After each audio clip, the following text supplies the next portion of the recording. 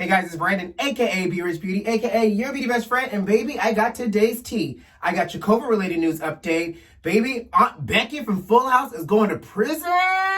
They are protesting for R.Kelly's release. Child Kellyanne Conway quits the White House and the VERZUZ of 2020. You know what to do. Grab that tea, grab that drink, and let's get started. Let's go.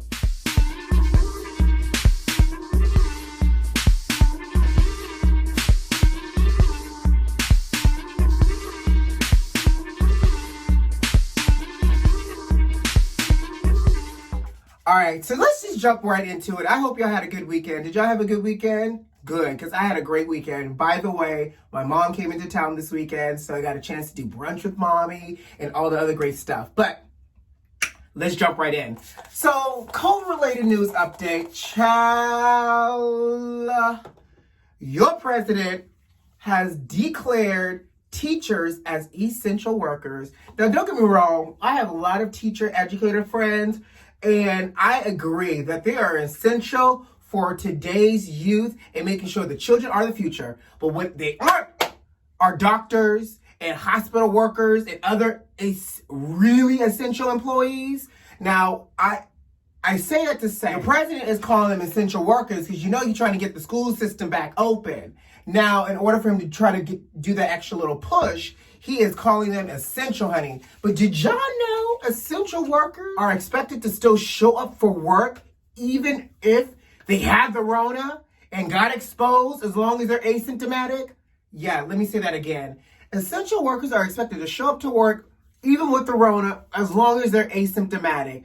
Baby, let me tell you something. 2020 can't get it. Oh, 2020 can't get worse, and we're going to talk about it.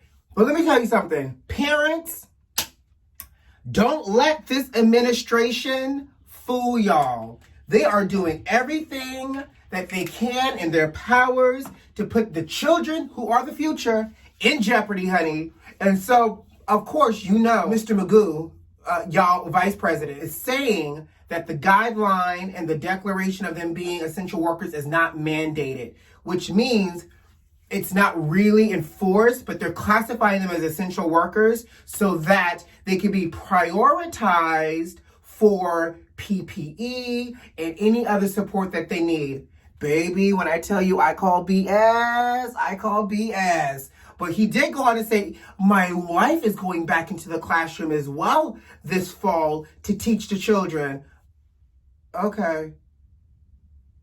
Exactly. So let's talk.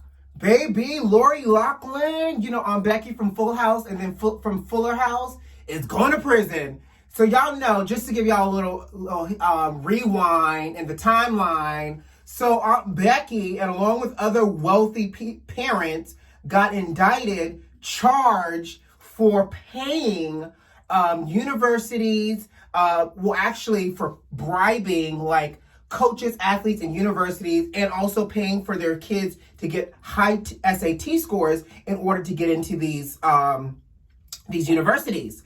So she went down because one, she, I guess, was one of the ringleaders. And do you not know they paid almost $500,000 to get their child into USC? Privileged. Anyways, so her and her husband she pled guilty. Her and her husband pled guilty for cheating the system, but her and her husband got their jail sentence. So here's where I think it gets a little gray for me. Because yes, did she do what she did was wrong? Hell yeah. You know how many people bust their behinds in order to go to college, study for SATs, do SAT prep classes, and everything else, and they over here rubbing people's palms with green in order to get their little mediocre children, allegedly, into these colleges? I mean, come on. So obviously that's wrong. But what I have a bigger issue with is, oh God, this roller feels so good, sorry. What I have a bigger issue with is the fact that she only got 2 months in jail. Obviously, it's jail, community service, and a fine. Her and her husband. But she got 2 months in jail, and her husband got 5 months in jail. Now, here's my issue. Because we're functioning in a world right now of systemic racism and privilege. And baby, what I tell you, if this is not a clear-cut example of privilege. And I say that because, oftentimes when you're having conversations with, some people who don't want to understand what's happening in the U.S., I'm like, here you go. Here's a silver platter of a clear example of what's happening right now in the U.S. Because if y'all remember, there was this homeless woman by the name of Felicity Huffman. Yeah, homeless, who got sentenced to 5 years, not 5 months, not community service, not a fine, 5 years in jail because she lied by using her friend's address to get her child into a school. Because, apparently when you're homeless, you don't necessarily have an address to use in order to qualify for getting your child into school. So they put her in jail for 5 years for lying about an address. Fast forward, Privilege gets 2 months of fine and community service for paying almost $500,000 for their child to get into a school that their child did not earn a spot in. So not only is that wrong, but now you're taking a spot away from somebody else that potentially needed it.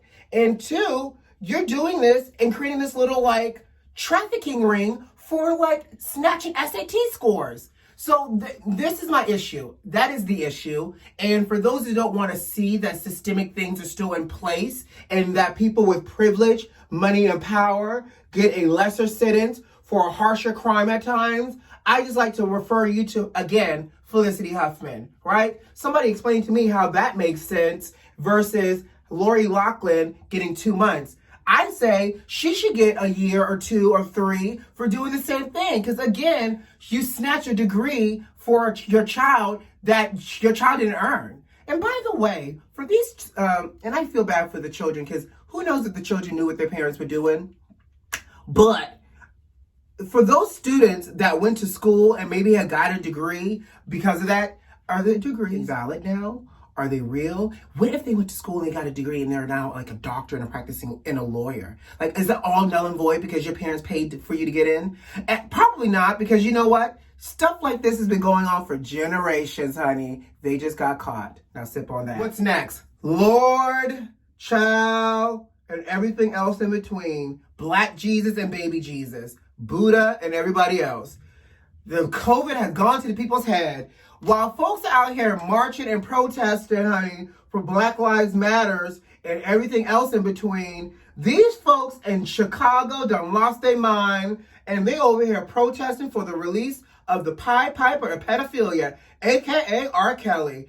Baby, when I tell you, these people are legit, because R.Kelly has been in jail for over a year now. And for those that may not know, he's in jail for obviously child pornography allegations and charges, along with a host of other charges that you can just Google, okay? But these people have been in these streets in Chicago over the weekend protesting for the release of this alleged pedophile. Now, baby, the get you gotcha is R.Kelly people been trying to get him out of jail, like I mentioned in my other videos, for over a year now. And obviously, he's logic is, the judge is he's a flight risk. They're like, no, he's not, because he's poor. But again, since he's still in jail, honey, the kids have said, I am fed up. Release R. Kelly. We need more in the closet. Now, I don't know about y'all, but R. Kelly has been officially uninvited from the cookout and canceled in my book. But apparently that it's not canceled in everybody's book. And I think that's another situation to talk about, how as Black people, we're real forgiving and we turn blind eyes for certain things. But I digress. Protesting for the release of Robert pedophile R. Kelly, child. What are they doing that at? Ooh, but let's talk about what's going down in the White House, honey. Another one bites the dust. But I don't think this one is biting the dust because of 45 firing. But the crypt keeper herself, is Kellyanne Conway, is stepping down from her position at the end of the month as the counselor to the president for the White House. Now, for those that may not know Ms. Lying-ass Kellyanne Conway, she is the one that she gets on television with the real, stringly blonde hair, looking like she hasn't slept in days and months. Probably not, because This man is probably stressing her out. And she, she gets on national television and she lies to the public. So on behalf of the White House and 45. But baby, she is stepping down. She said she is stepping down, and her husband is stepping down from his role within his organization so they can spend more time with the children, especially as virtual learning is increasing across the country, and these children require a certain level of attention when virtual learning is taking place. Now, the excuse sounds great, because obviously it's for the children. Children are the future. You have a family, you're doing it for your family. That's always the classic fallback line is, I'm doing it for my family. But the gotcha is the daughter, Claudia Conway, who apparently just hates her parents because she does tweets about how she hates 45, and she also talks about her parents as well in her Twitter. Now, what makes it fun? Excuse me as I look for my brow pencil.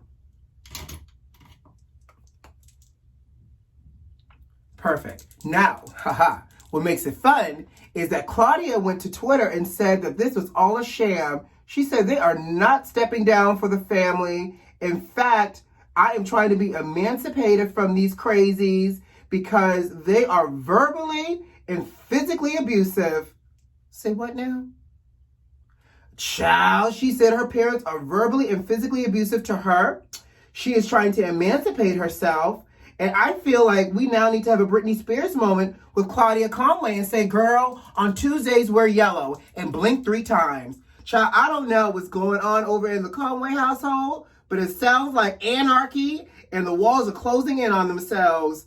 You know, I believe karma, and I get it. Kellyanne was doing a job that she was paid for, and she did it, whether she did it well or not, who's to say? But by public opinion, she did not do it well because she blatantly lied to us many, many times. But I get it. Like, she's like, I need to, pay more attention on my home life. And, she's probably tired. You can only go so long without proper sleep before your body starts to shut down. And mama looks like that body is liable to shut down on her at any moment.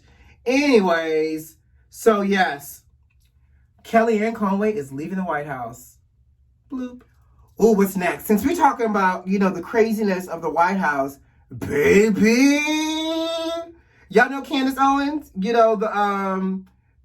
The African-American young lady? No, bump that. The black girl that supports the Republican Party and talks out of her left side of the cheek.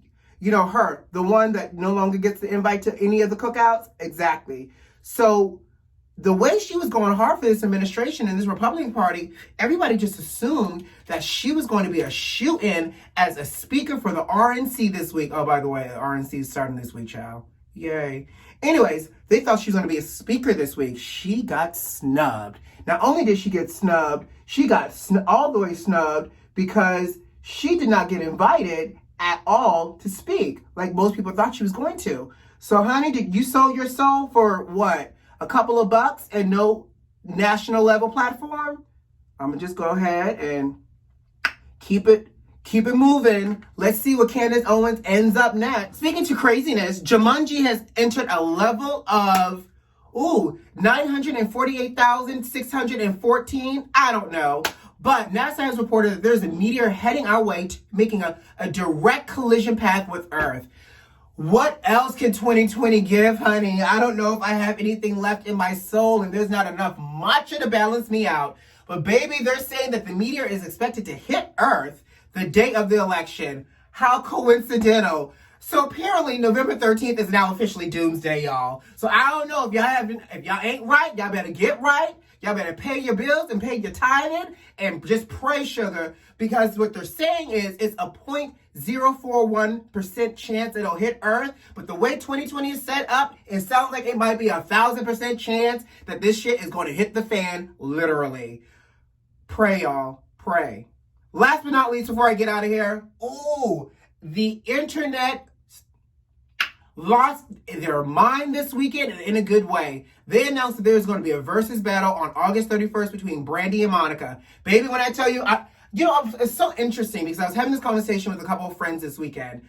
I don't know where I stand because I feel like both young ladies are great. Obviously, one person is considered the vocal Bible. The other person is just an A-town hero for me and a homegirl. Like, Monica is that southern voice. Brandy is that raspiness. And honestly, they both got some bangers. So I'm interested to see what's going to happen. But what I do know for sure is neither one of them need to try to come with that Teddy Riley energy to mess up the doggone verses. So do what y'all need to do. Go through sound check, tech rehearsal, and everything else, because I'm going to be waiting with my beverages and my snack for this versus battle as I listen the vocal Bible and Monica go head to head. All right, guys, I got to go. I hope you enjoy your day and have a great rest of your day and a great week. I'll see you tomorrow, but before I go, don't forget, subscribe to the channel, like this video if you like this video, and leave me a comment. I'll see you tomorrow. Bye.